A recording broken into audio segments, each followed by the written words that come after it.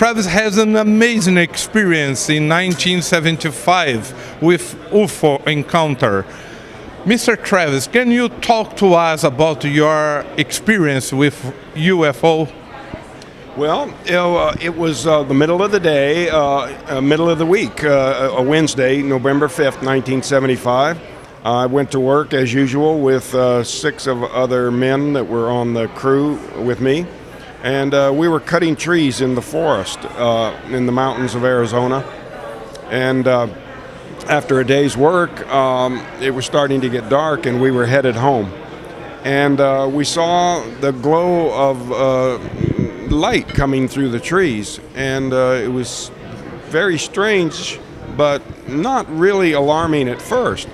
But when we finally got to where we could see the source of the light, we saw this UFO hovering near the road. And it was so close, there was no mistaking it. You know, you could have thrown a rock and hit it. It was, one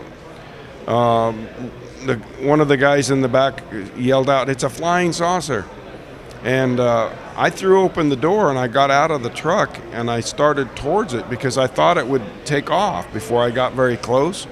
But it didn't leave, so you know the rest of the crew were getting pretty anxious and were yelling at me to get away from there.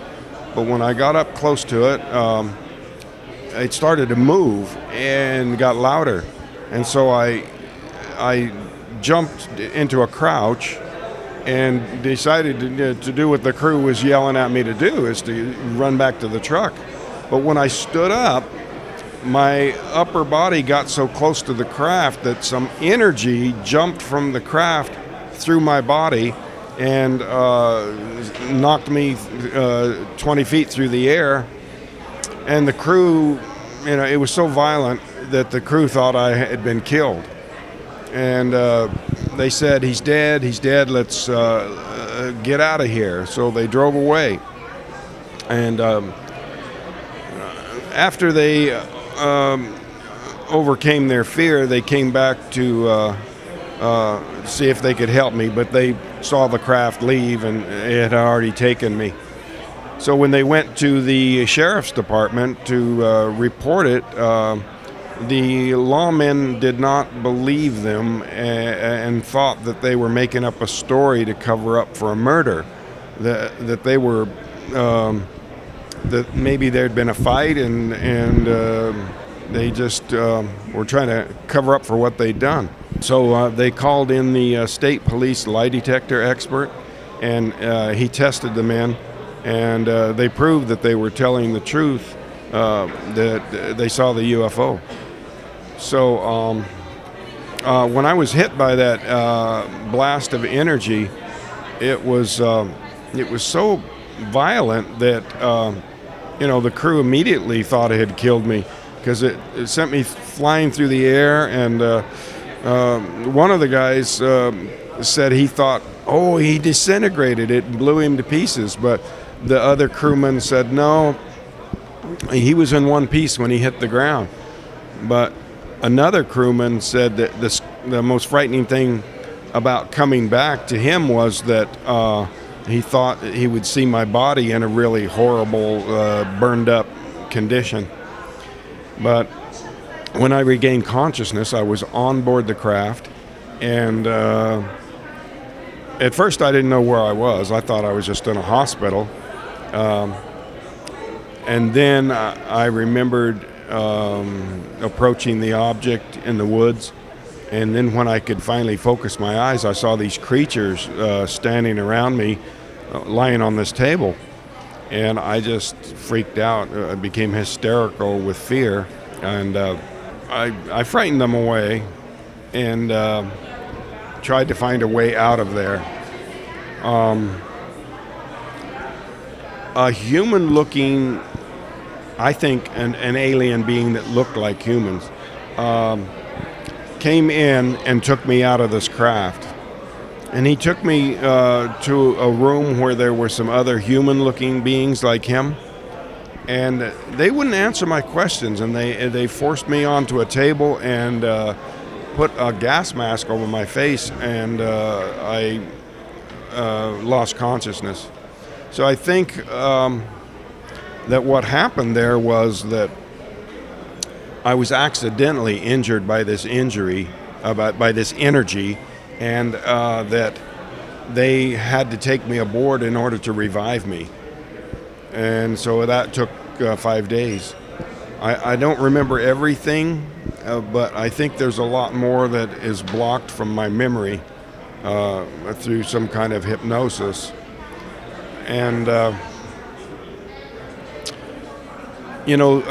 the time that the crew passed the lie detector test, the president of the American Polygraph Association said that the odds were 1,000,000 to 1 that there was any kind of a mistake with the test. But now there's been 16 past tests,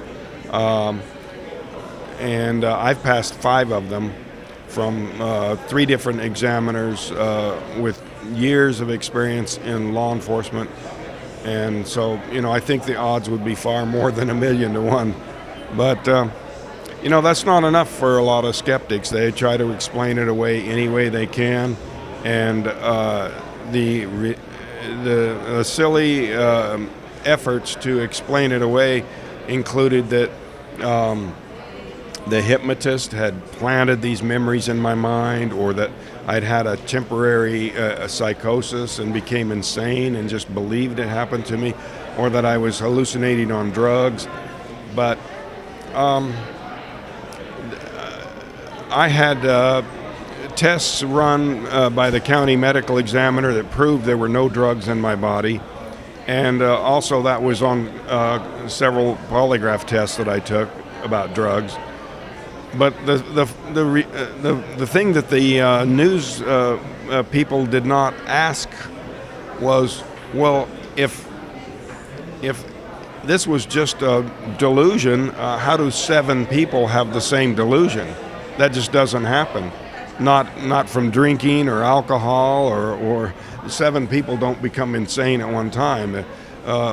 It's just silly effort to explain it away.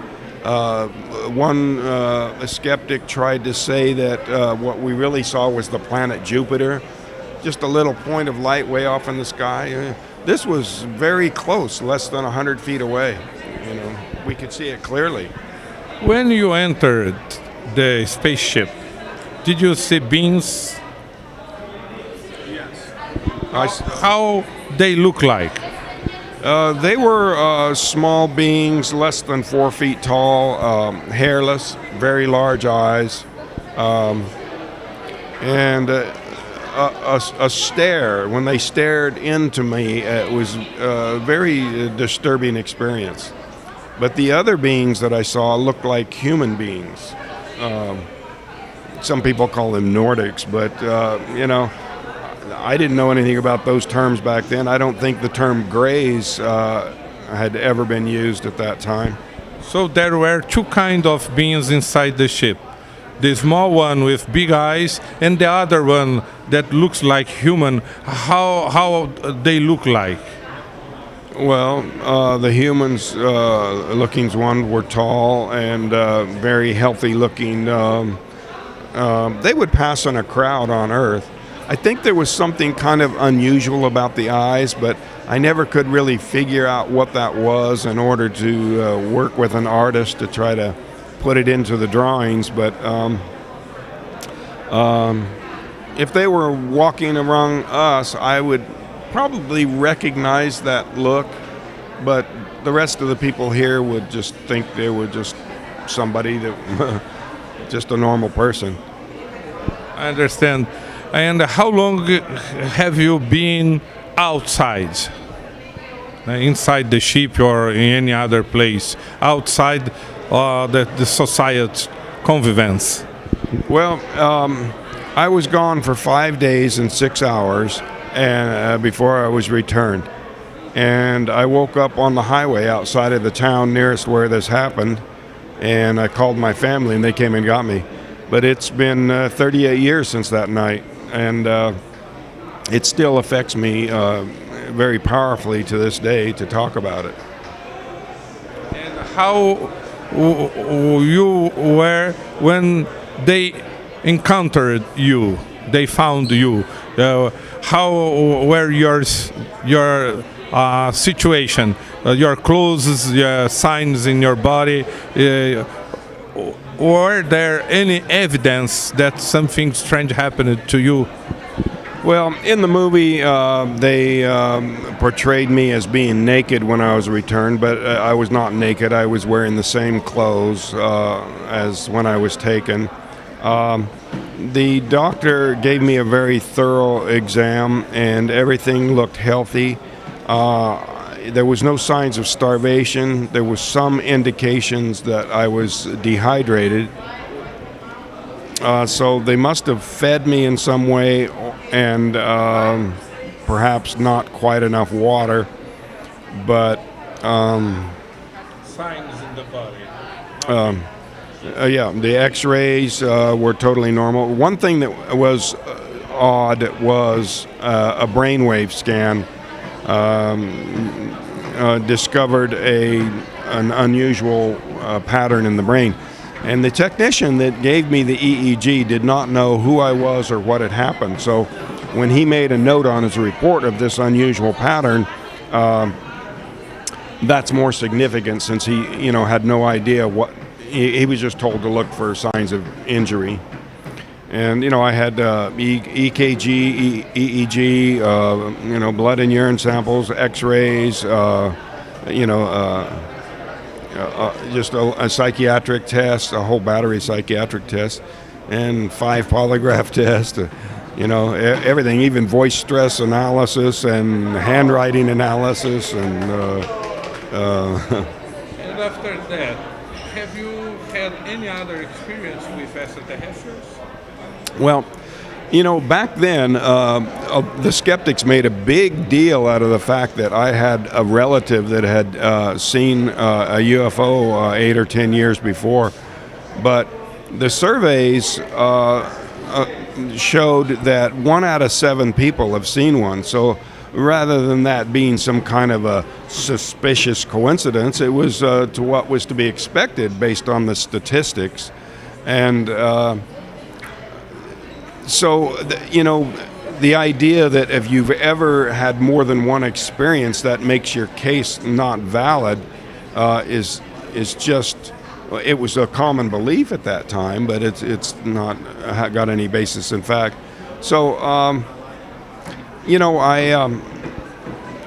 I'm often praised for coming forward to tell my story, but it's not really deserved because I had no choice.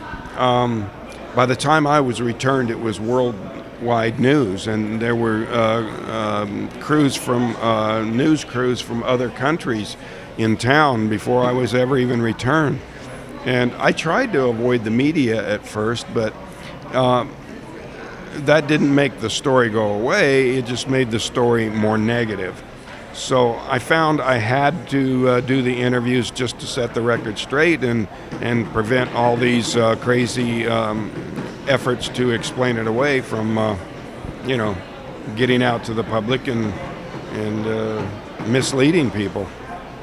In that time, when your fellows in the forest went to the police to talk about this experience, was it registered as a case, a police case, or no document about this case? Oh, that was very well documented. I actually got a lot of copies from the police file after the case was closed. And the sheriff's men were very struck by their interview with the men when they came to report this, because some of the men were still crying. They were very shaken and looking very pale, and so they knew something very terrible had happened, but they thought it was because they'd witnessed a murder or something, and they were afraid of getting the death penalty or going to prison. But that was all disproved. A lot of us have taken more than one lie detector test, so, When you saw the human being, did you feel yourself more comfortable? Yeah, it was very reassuring to see the human being. I thought he was there from some Earth-based agency. At first, I thought it was just like military or police that were there to rescue me, and it was only, you know, a little bit later that I realized they were probably just aliens that looked like us, you know, and so I started to fight back and resist them. So they rendered me unconscious. But when you were inside the ship, there was the big eyes guy, extraterrestrial, and the other one, the other human, transmitted to you some good feelings. Was it more comfortable to you? Do you feel it better when you saw the human one?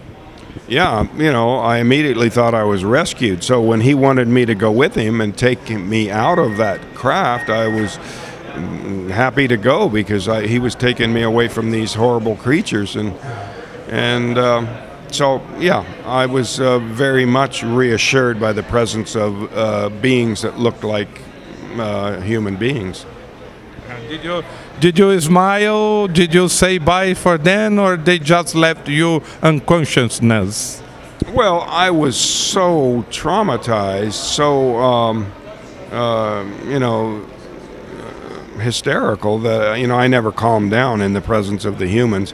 But when I woke up after they rendered me unconscious, I was lying on the highway, and there was a light above me, and it was nighttime, and I looked up and I saw the UFO hovering there, and then it just shot up into the sky. So no, they weren't waving by or anything like that. Great. Travis, amazing history. Thank you very much for your interview.